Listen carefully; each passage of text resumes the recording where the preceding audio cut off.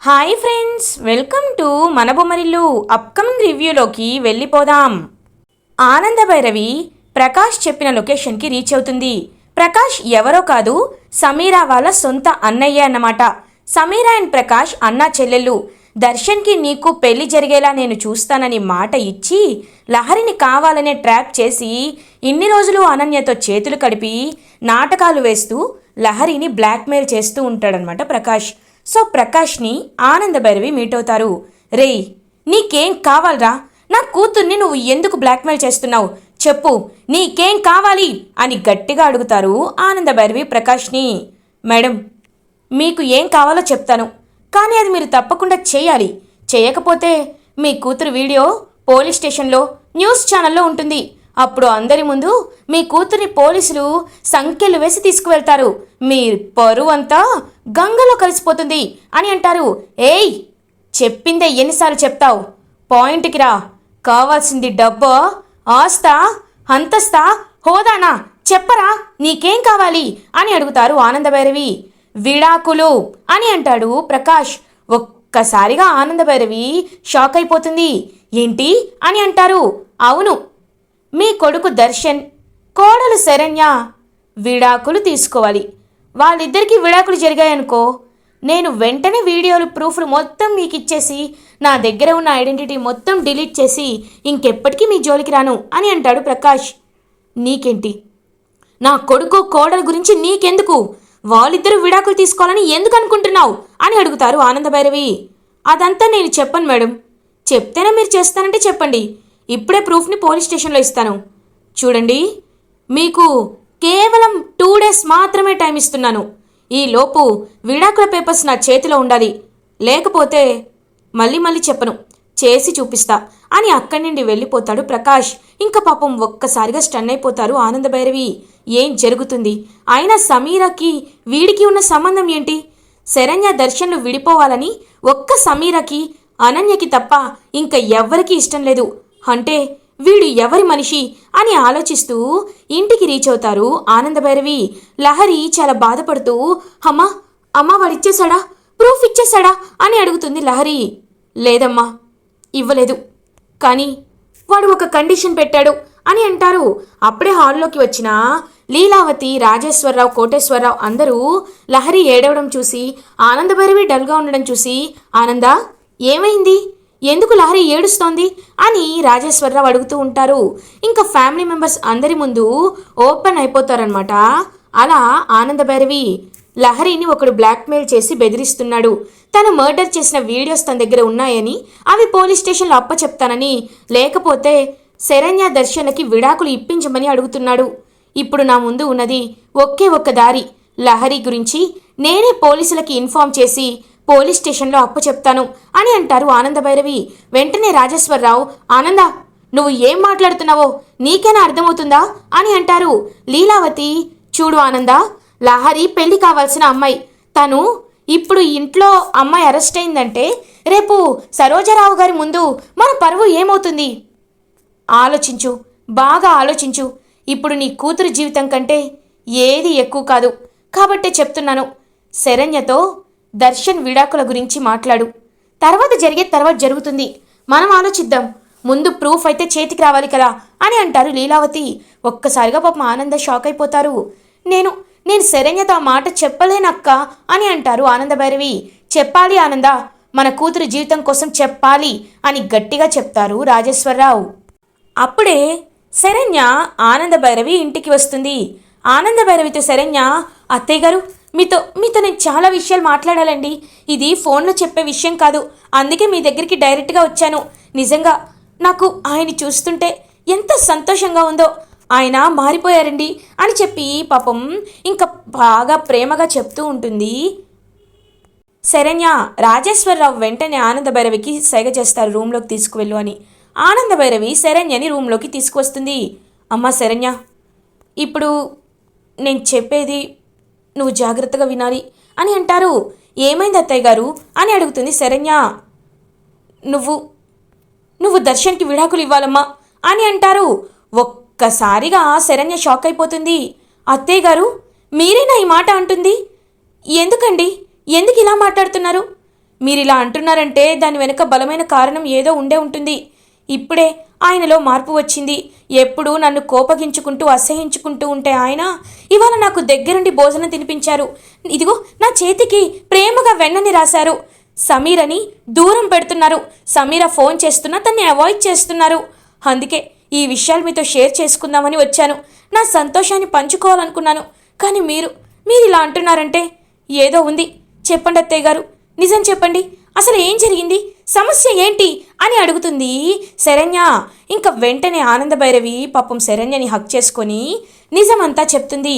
లహరిని ఒకడు బ్లాక్మెయిల్ చేస్తున్నాడని, మీ ఇద్దరు విడాకులు తీసుకోకపోతే లహరి జీవితం నాశనం చేస్తూ ప్రూఫ్స్ అన్నీ మీడియాకి పోలీసులకి ఇస్తానంటున్నాడని జరిగిందంతా చెప్తారు. ఇంకదంతా విన్న శరణ్య ఒక్కసారిగా ఆలోచనలో పడుతుంది. అంటే లహరి మర్డర్ చేసిందనే ప్రూఫ్ వాడి దగ్గర ఉంది అంటున్నారు. కానీ ఇప్పుడు ఏం చేయాలి? ఈ కేసు నుండి లహరిని ఎలా బయటపడేయాలి అని పాపం కన్నీళ్ళు తుడుచుకుంటూ, అత్తయ్య గారు మీరేమీ కంగారు పడకండి, జరిగేదంతా నేను చూసుకుంటాను. కానీ ఒకటి గుర్తుపెట్టుకోండి, నా ప్రాణం పోయినా నేను ఆయనకి విడాకులు ఇవ్వలేను.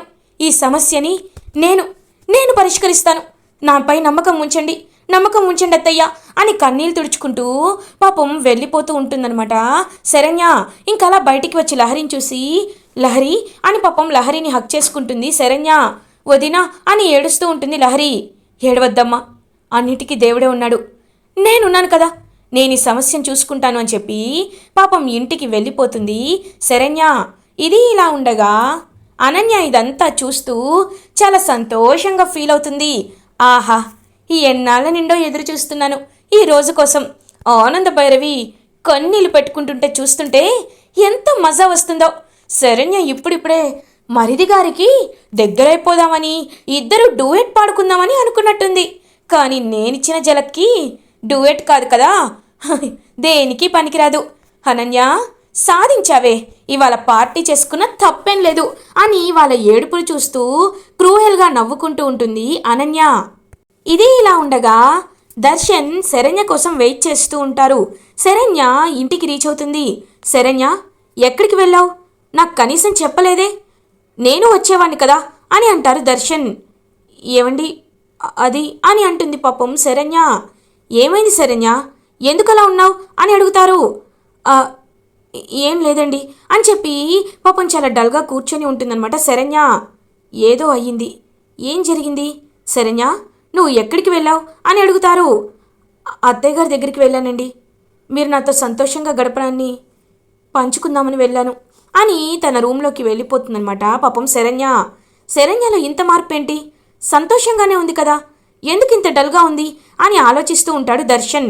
కరెక్ట్గా అప్పుడే దర్శన్ వాళ్ళ ఇంటికి పోలీసులు వస్తారు. దర్శన్ పోలీస్ వైపు చూస్తూ ఉంటారు. ఇన్స్పెక్టర్ గారు ఇలా వచ్చారేంటి అని అడుగుతారు. మీ భార్యని మేము అరెస్ట్ చేయాలని వచ్చాం అని అంటారు ఇన్స్పెక్టర్.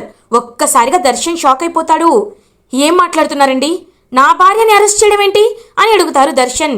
ఎందుకంటే మీరు వెళ్ళిన రిసార్ట్లో బ్యాక్ సైడ్ ఏరియాలో ఒక డెడ్ బాడీ కనిపించింది. ఆ డెడ్ బాడీని పాతి పెట్టింది, ఆ డెడ్ బాడీ చనిపోవడానికి, అంటే అతను చనిపోవడానికి కారణం మీ భార్య శరణ్యనే అని మాకు ఒక ఇన్ఫార్మర్ కాల్ చేసి చెప్పారు. సో మేము తన్ని తీసుకువెళ్ళాలనుకుంటున్నాం. శరణ్య గారు, శరణ్య అని చెప్పి పిలుస్తూ ఉంటారు ఇన్స్పెక్టర్. అలా ఇంకా శరణ్య రూమ్లో నుండి బయటికి వస్తుంది. శరణ్య, ఏంటి శరణ్య, వీళ్ళు నీపై ఏదో తప్పుడు కేసు పెడుతున్నారు, ఇదంతా ఎవరో కావాలనే చేస్తున్నారు, నువ్వేమి కంగారు పడద్దు, నేను ఇప్పుడే అమ్మకు కాల్ చేస్తాను అని అంటారు దర్శన్. ఆ హత్య చేసింది నేనేనండి అని అంటుంది శరణ్య. ఒక్కసారిగా దర్శన్ మైండ్ బ్లాక్ అయిపోతుంది. ఇంకా ఇన్స్పెక్టర్ అలా చూస్తూ ఉంటారు. చూడమ్మా శరణ్య, నువ్వేంటో నాకు తెలుసు, నేను స్త్రీవాదిని, కానీ నువ్వు ఈ కేసులో ఇరుక్కున్నావు, కేసుని నువ్వు హత్య చేశానని ఒప్పుకుంటున్నావంటే నీ గట్స్కి మెచ్చుకోవాలి. లీగల్గా చట్ట ప్రకారం మేము మిమ్మల్ని అరెస్ట్ చేయక తప్పదు. కానిస్టేబుల్స్, తన్ని అరెస్ట్ చేయండి. దర్శన్ గారు, మీ భార్య స్వయాన హత్య చేశానని ఒప్పుకుంది కాబట్టి ఈ కేసు ఇంకా కాంప్లికేటెడ్ అవుతుంది అని చెప్పి శరణ్యని అరెస్ట్ చేసి తీసుకువెళ్తారు ఇన్స్పెక్టర్. పాపం ఒక్కసారిగా దర్శన్ షాక్ అయిపోతాడు. అప్పుడే కరెక్ట్గా ఆనంద భైరవి ఇంకా అలా ఆలోచిస్తూ ఉంటే అనన్య పరిగెత్తుకుంటూ వస్తుంది. ఏమైందమ్మా అనన్య, ఎందుకలా కంగారు పడుతున్నావు అని అడుగుతారు లీలావతి. అత్తయ్య గారు, ఒకసారి టీవీ ఛానల్ పెట్టండి, న్యూస్ ఛానల్ పెట్టండి అని అంటుంది అనన్య. ఇంకలా టీవీ ఆన్ చేయగానే ప్రముఖ వ్యాపారవేత్త ఆనంద భైరవి గారి కోడలు శరణ్య అరెస్ట్ అయింది. తను రిసార్ట్లో ఒక హత్య చేశానని ఒప్పుకొని అరెస్ట్ అయింది. పోలీసులు తన్ని ఈరోజు సాయంత్రమే అరెస్ట్ చేశారు అని చెప్పి ఇంకా న్యూస్లో అయితే బ్రేకింగ్ వస్తూ ఉంటుంది. ఒక్కసారిగా ఆనంద భైరవి షాక్ అయిపోతారు. లహరి స్టన్ అయిపోతుంది. ఫ్యామిలీ మెంబర్స్ అందరూ చూసి అలా ఉండిపోతారు. అప్పుడే కరెక్ట్గా దర్శన్ ఆనంద భైరవి వాళ్ళ ఇంటికి వస్తారు. అమ్మా అమ్మ, శరణ్య ఈ మర్డర్ చేయడం ఏంటమ్మా? లేదు, తను అలా చేయలేదు, ఎందుకు ఇలా చేసిందో నాకు అర్థం కావట్లేదు అని పాపం ఏడుస్తూ కుప్పకూలిపోతాడు దర్శన్. నాన్న దర్శన్, నువ్వేమీ కంగారు పడద్దు, ఇప్పుడే తన్ని వెళ్ళి మీట్ అవుదాం అని చెప్పి ఆనంద భైరవి దర్శన్ పోలీస్ స్టేషన్కి రీచ్ అవుతారు. పాపం శరణ్య అలా జైల్లో ఉంటుంది. శరణ్య అని దర్శన్ శరణ్య దగ్గరికి వెళ్తారు. ఆనంద భైరవి, శరణ్య ఎందుకమ్మా, ఎందుకు ఇలాంటి నిర్ణయం తీసుకున్నావు అని అడుగుతారు. అత్తయ్య గారు, మీరు అడిగిన దానికంటే ఇది నాకు చాలా మేలనిపించింది. ఆయనతో నన్ను విడిపోవడం కంటే నా ప్రాణాలు తీసుకోవడమే నాకు కరెక్ట్ అనిపించింది. కానీ లహరి జీవితం నాశనం అవ్వకూడదు, అందుకే ఇలా చేశాను అత్తయ్య గారు. మీకు ఒక నిజం దాచిపెట్టాను అని జరిగింది చెప్తుందనమాట శరణ్య. ఎప్పుడైతే లహరి రిసార్ట్ నుండి బయటికి వచ్చేసినప్పుడు శరణ్యని చూసి శరణ్యకు మొత్తం చెప్తుంది కదా. సో శరణ్యని ఆ బాడీ మాయం చేస్తుంది. ఇవన్నీ ఇంకా జరిగిందంతా తనేం చేసింది అనేది ఆనంద భైరవితో చెప్తారు. అయ్యో శరణ్య, దానికి మార్గం ఇది కాదమ్మా, ఇప్పుడు చూడు నువ్వు ఎలా అరెస్ట్ అయ్యావో అని అంటారు. కానీ మన కుటుంబంలో లహరి బాగుంది కదా, అది చాలత్తయ్య గారు అని అంటారు. లేదమ్మా, ఎవ్వరికీ అన్యాయంగా శిక్ష పడడాన్ని నేను చూస్తూ తట్టుకోలేను.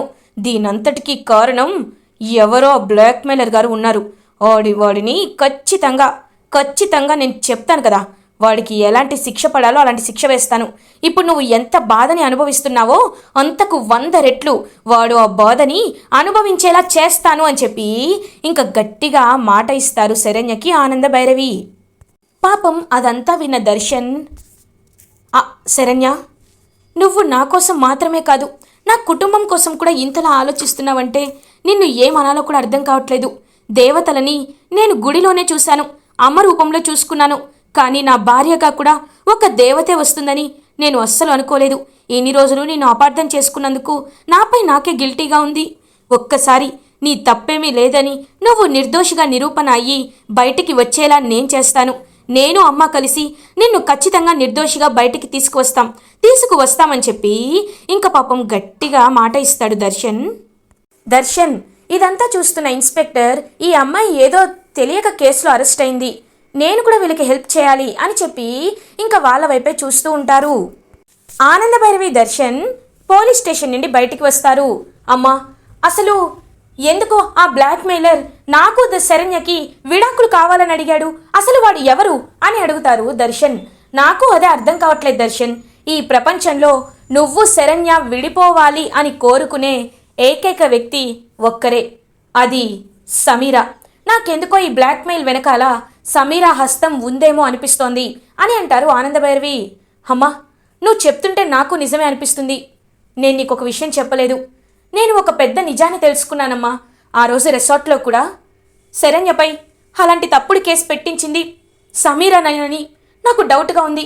ఇప్పుడు నువ్వు ఈ మాట అంటుంటే అది నాకు నిజం అనిపిస్తుంది అని అంటారు దర్శన్. నీకు తెలీదు నాన్న, కళ్ళతో చూసేవని నిజాలు కాదు, ఒక్కొక్కరి రంగేంటో ఇప్పుడు చూద్దాం. నీకు శరణ్య విడిపించాలి అని ఉంటే ముందు మనం సమీరా ఇంటికి వెళ్ళి తెలుసుకోవాలి. నీకు సమీరా ఇల్లు తెలుసు కదా అని అడుగుతారు ఆనంద భైరవి. తెలుసమ్మా, రా వెళ్దామని చెప్పి దర్శన్ ఆనంద భైరవి సమీరా వాళ్ళ ఇంటికి బయలుదేరతారు. ఒక్కసారిగా ఆ ఇల్లుని చూసి షాక్ అయిపోతారు ఆనంద భైరవి. నాన్న, ఇది సమీరా ఇల్లా అని అడుగుతారు. అవునమ్మా, ఇదే సమీరా ఇల్లు అని అంటాడు దర్శన్. నాన్న, బ్లాక్మెయిలర్ ఇక్కడికి నన్ను రమ్మన్నాడ్రా అంటే డౌట్ లేదు, సమీర్ అనేదంతా చేయించింది అని సీక్రెట్గా ఇంకా వెంటనే రోహిత్కి కాల్ చేసి ఒక ప్లాన్ చెప్తారనమాట ఆనంద భైరవి. అలా ఇంకా ఆనంద భైరవి దర్శన్ ఇద్దరూ సమీరా ఇంటికి వెళ్ళి ఇంకా కిటికీని ఓపెన్ చేసి చూస్తూ ఉంటారు.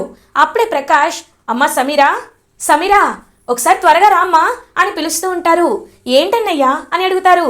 న్యూస్లో చూడు, ఆ శరణ్య అరెస్ట్ అయింది చూసావా, అమ్మో, ఇప్పట్లో కూడా ఇంత అమాయకంగా ఉంటారని అస్సలు అనుకోలేదమ్మా. విడాకులు ఇవ్వకపోయినా జైలుకి వెళ్తాననుకున్నా మహా ఇల్లాలు. తను జైల్లో మర్డర్ కేసు అంటే ఆషామాషి అనుకుంటుందేమో. బయటికి రావడానికి మినిమం 10 ఏళ్ళు పడుతుంది. ఆలోపు నువ్వు దర్శిని దగ్గర చేసుకోవచ్చు కదా అని అంటాడు ప్రకాష్. అవునన్నయ్య, నాకు ఈ న్యూస్ చూస్తుంటేనే చాలా సంతోషంగా ఉంది. అవునన్నయ్య, అసలు ఈ ప్లాన్ అంతా ఏంటి? ఆ లహరిని నువ్వు ఎలా బెదిరించావన్నయ్యా అని అడుగుతుంది సమీరా. ఇంకా చెప్పడం స్టార్ట్ చేస్తాడనమాట ప్రకాష్. నీకు జరిగిన అన్యాయాన్ని ఆ లహరికి కూడా తెలిసేలా చెయ్యాలనే దాన్ని ప్రేమ అనే ముగ్గులోకి దింపా. తనతో క్లోజ్గా బిహేవ్ చేసినట్టు ఒకడితో నేనే వీడియో తీయించి దాన్ని బ్లాక్మెయిల్ చేసేలా చేశా. ఆ రోజు కేవలం రిసార్ట్కి తను మత్తు మందు ఉన్న సిరప్ మాత్రమే తెచ్చింది. కానీ నేను దాన్ని దొంగతనంగా రీప్లేస్ చేసి విషం పెట్టాను, పాయిజన్ సిరప్ని పెట్టాను. అది తాగి వాడు పైకి పోయాడు. లహరి ఇరుక్కుంటుంది అనుకున్నాను. అక్కడి నుండి నేను వచ్చేశాను. కానీ శరణ్య వెళ్ళి ఇలా వేలు పెడుతుందని అస్సలు అనుకోలేదు. ఇప్పుడు మనకి ఒక దెబ్బకి 2 పిట్టలు అని ఇద్దరు కంగ్రాచులేషన్స్ చెప్పుకుంటూ ఎంతో హ్యాపీగా ఫీల్ అవుతూ ఉంటారు. అప్పుడే కరెక్ట్గా డోరు బద్దలు కొట్టుకొని అలా ఆనంద భైరవి ఎంట్రీ ఇస్తారు. ఒక్కసారిగా ఆనంద భైరవిని చూసి షాక్ అయిపోతాడు ప్రకాష్ అండ్ సమీరా.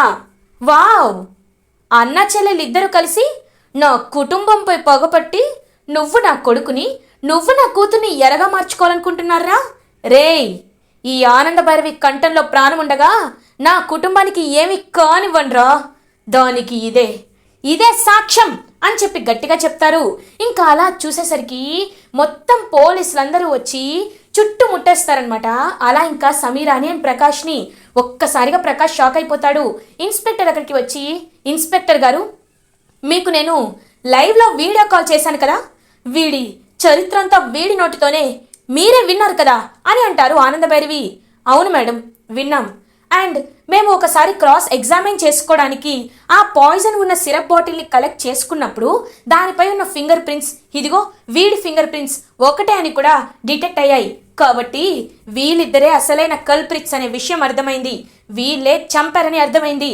రేయ్, ఏంట్రా, తప్పు చేసి బ్లాక్మెయిల్ చేసి ఒక ఆడపిల్ల జీవితాన్ని నాశనం చేయాలనుకుంటారా రస్కెల్ అని గట్టిగా కొట్టి అరెస్ట్ చేసి ప్రకాష్ అండ్ సమీరా ఇద్దరిని అలా ఇంకా జైలుకి తీసుకువెళ్తూ ఉంటారు. అరెస్ట్ చేసి పోలీసులు, ఇంకా ఇన్స్పెక్టర్ అలా అరెస్ట్ చేసి తీసుకువెళ్తూ ఉంటే మొత్తం బ్రేకింగ్ న్యూస్ అయితే వస్తూ ఉంటుందన్నమాట.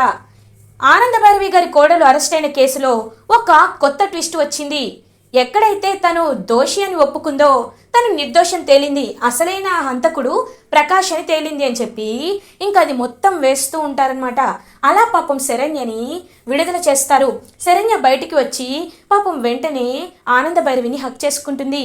ఇంకా ఆనంద భైరవి, చూడమ్మా, నా కుటుంబం కోసం నేను ఎంత కష్టపడతానో నువ్వు కూడా ఇవాళ అంతే త్యాగం చేశావు. ఇకపై మీ మధ్య ఎలాంటి మనస్పర్ధలు ఉండకూడదు, రండి అని ఇద్దరిని ఇంకలా చెయ్యి భుజంపై వేసి ఇంటికి సగర్వంగా తీసుకువెళ్తూ ఉంటారు ఆనంద భైరవి. ఇటువైపు బ్లాక్మెయిల్ చేసినందుకు ఒక వ్యక్తిని మర్డర్ చేసిన కేసు కింద ప్రకాష్ని అండ్ అనవసరంగా తప్పుడు కేసులో శరణ్యని ఇరికించిన పాపాన సమీరకి ఇద్దరికి అరెస్ట్ చేసి పోలీస్ స్టేషన్లో పెడతారు పోలీస్. ఇటువైపు ఆనందంగా శరణ్య, దర్శన్ మళ్ళీ ఆనంద భైరవి ఇంట్లో కుడికాలు పెట్టి ఇంటి లోపలికి వస్తారు. ఇలా ఎపిసోడ్ ఎండ్ అవుతుంది. ఫర్దర్ ఎపిసోడ్ రివ్యూస్ ముందుగా మీకు కావాలి అనుకుంటే మా ఛానల్ని సబ్స్క్రైబ్ చేసుకోండి. Thanks for watching.